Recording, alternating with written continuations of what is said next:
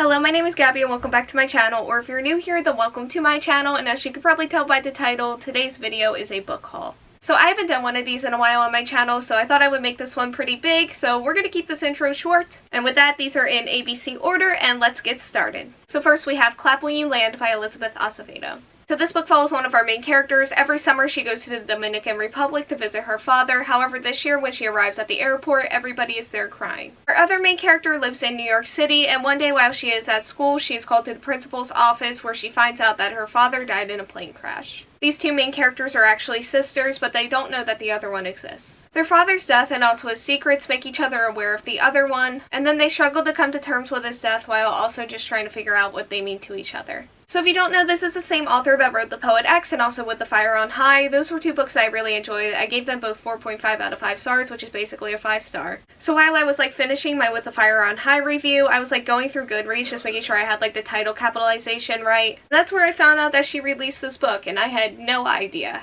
I guess that's what I get for not paying attention to contemporaries. But it is here with me now, and I'm so glad it is because this book sounds really good.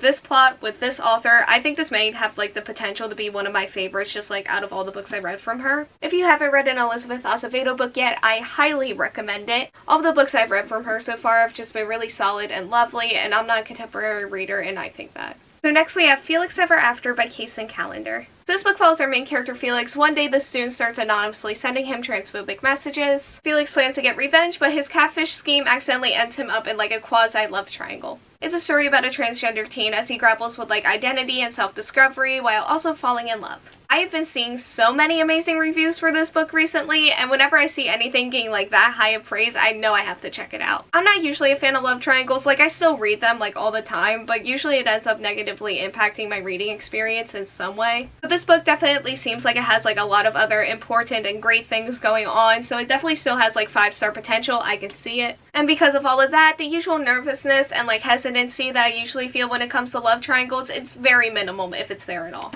I just have such high hopes for this book, and because of all the great reviews that I've seen, I just cannot imagine a world where this ends up disappointing me. Next we have Queen of the Conquered by Kacen Callender. By the way, I had no idea these two books were the same author. I found that out while I was taking notes for this video. So this book here is a Caribbean-inspired fantasy that follows the last surviving member of a noble lineage. She has the power to control minds, and she uses this to her advantage to try to get revenge on the people who murdered her family. However, along the way, she becomes the target of dangerous and unknown magic. Also, somebody begins to kill off the members of the ruling family to try to get to the throne. So our main character has to try to find some allies in the people who would usually be her prey, and then also just try to figure out who is doing these murders before she becomes the next victim.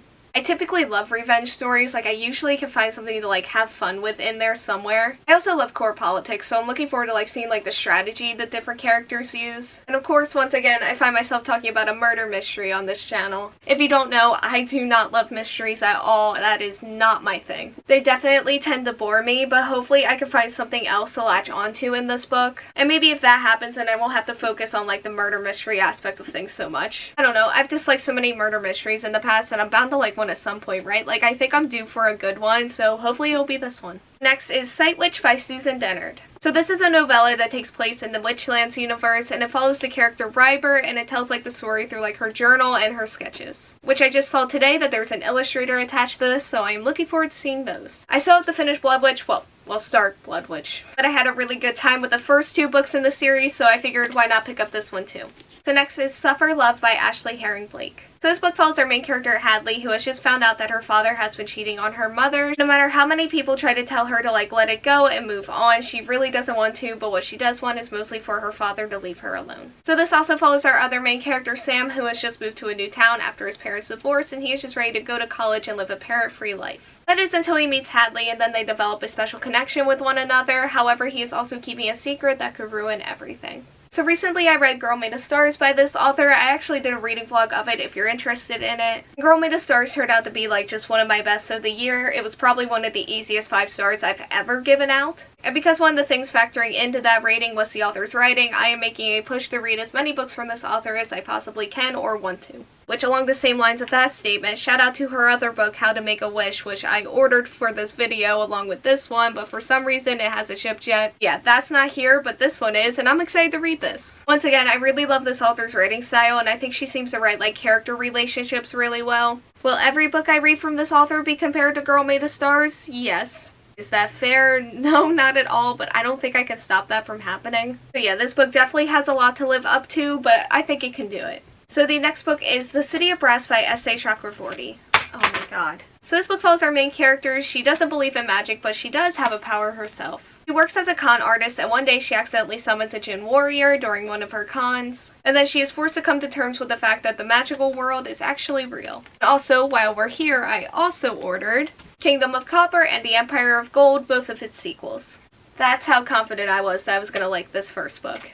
I read this book as soon as it came in. You can see my bookmark here. It fell out earlier. Also, at the time, I was missing fantasy a lot. If you don't know, I've been reading many contemporaries during the month of July. I am 57 pages into this, so I'm not too far, but I do really like this a lot. I have absolutely no idea how long it's going to take me to read this since it is kind of massive. And also, the descriptions tend to feel a little dense to me, but so far, I have no regrets, and hopefully that continues on. So next, we have The Gracekeepers by Kirsty Logan. So this book is compared to The Night Circus and then also Station 11, which, wow, that's going to be hard to live up to. But this book follows one of our main characters who lives in isolation. She lays the dead to rest in the depths of the ocean. And then our other main character is a performer in a floating circus. They sail from like one area to the other and then they perform in exchange for sustenance. In this world, there is a divide between the people who live on land and those who live at sea. But one day a storm brings our two main characters together and then this brings them a new understanding of the world. This book just sounds really interesting to me. I don't expect it to be like The Night Circus or really even Station 11. The Night Circus is one of my favorite books of all time. I really enjoy Station 11 too. So I do think that I have a really good chance of not comparing this book to those two while I'm reading it, but this also is the book that ever since I've read The Night Circus, I've been looking for like another book that's like kind of similar. Station 11 was the first one I read and now this was the next one. So like the comparison in my head is already kind of there, but also I just really hope it doesn't come into play. Another thing I'm looking for is I'm looking for this book to give me a good romance. For some reason, I don't have a lot of book couples that I feel extreme feels for, but they are out there. So the odds are low, but it's definitely not impossible for me and this book to have a successful time together, and I really hope it happens. So next we have The Queen of the Tearling by Erika Johansen. So on her 19th birthday, our main character, who has been living in exile, sets out on a journey to try to reclaim her throne. Our main character may be inexperienced and sheltered, but she has a very powerful magic necklace and then also the Queen's Guard to help keep her safe from the blood magic assassins that want to stop her from getting her throne. When she gets there, what she discovers at the capital changes her whole outlook on things, and then also the neighboring kingdom, who is led by a very powerful dark magic sorceress. She wants revenge against our main character's kingdom, and then it is up to her to try to figure out who she can trust and then also try to save her kingdom from that sorceress. And then once again with this, I also bought The Invasion of the Tearling and The Fate of the Tearling, which once again are its sequels. And this isn't like City of Brass level of confidence. I just got a really good price on the third book, so I filled in the blanks.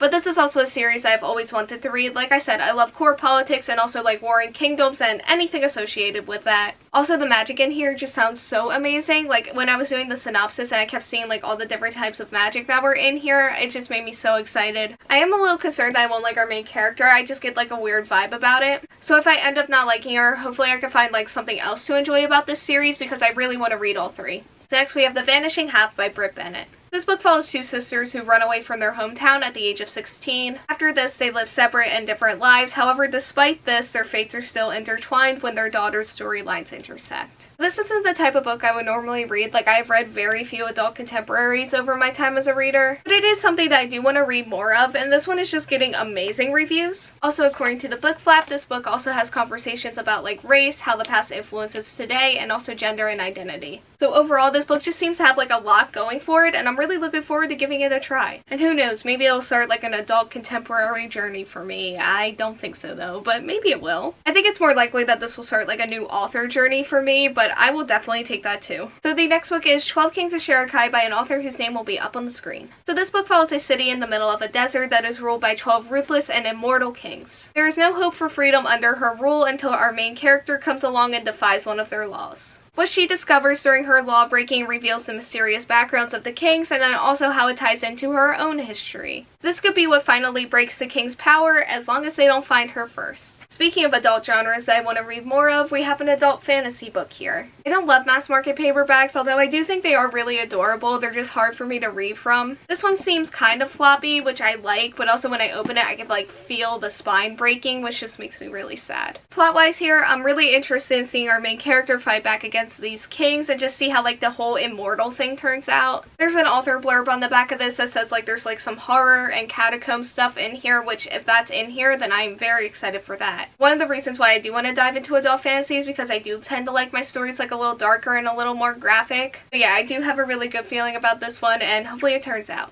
So next we have White Rose by Kip Wilson. So this book is written in verse, and it follows a German college student who challenges the Nazi regime as a part of a resistance group known as the White Rose. I do typically like books that are written in verse. They're just usually like quick reads I could just like throw in my TBR. Just like whenever I want, and it won't impact my TBR too much or like impact my progress or anything like that. And this is also based on a true story, so I am really looking forward to like learning about that. I do tend to struggle to like get excited for historical fiction books. Once I start them, I'm good. I usually have a good time. But because of that, they do just tend to like sit around unread for a while until I actually pick them up. But since this one seems like it's going to be such a quick read, that automatically puts this at an advantage. So that combined with the fact that this does seem to be the type of book that I do tend to enjoy, I would be shocked if I didn't end up liking this. So next we have Words in Deep Blue by Cath Crowley. It follows a bookstore where people write letters and books to lovers, strangers, etc. It also follows two people who were best friends before one moved away. But now this main character is back and is working at this bookstore where she is grieving over her brother and also trying to find the future in the words that the people write in these books. It's also pretty short, so I feel like it could be a good beach read, which isn't really relevant right now, but I hope sometime in the future it could be. Pretty much all of my expectations for this book come down to the romance. It seems like a really romance-heavy book, like even the back says this is a love story. Something about this story does make me feel nostalgic for when I was reading a lot of contemporaries before like I was reading like I do now. This was like back 8th grade, early high school days for me. So I'm excited to like revisit that area, and hopefully I like it. Okay, so that was the last book. My camera is dying, so I'm going to do this outro quick. Thank you all so much for watching. Like, comment, subscribe, hit the bell, and answer the question that will be around here if you want to do that. And hopefully I will see you here next time. Bye!